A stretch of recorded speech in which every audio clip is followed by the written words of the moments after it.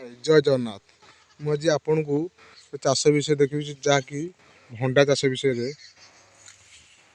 देखु ये गछ 3 मास भाया होगा 90 दिन पड़े आसला फल देखु 90 दिन भितर आसिक फल ये भंडा ये फार्म भंडा नुह ये देसी भंडा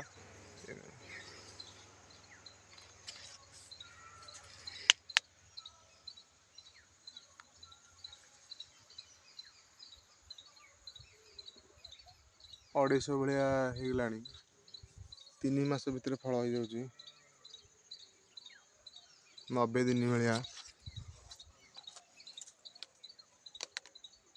देखो ये फूल आउची एका टाइम लगी सब गछ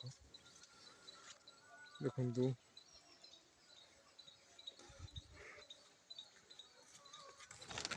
एथरे फूल आसला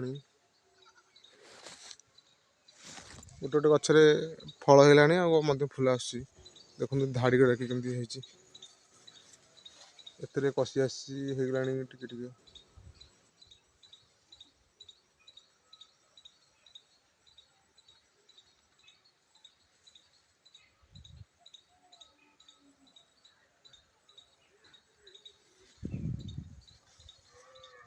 देखो धाड़ी गड़ा कि भंडा अच्छा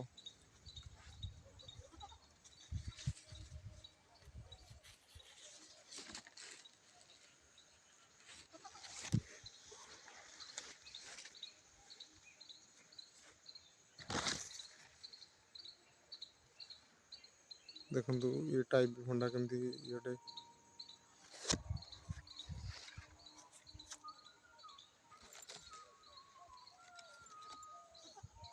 शीत दिने भंडा बेसी फल हेनी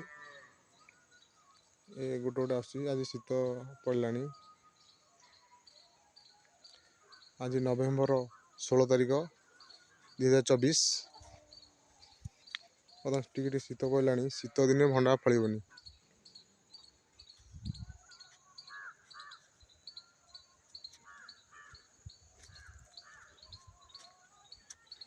देखो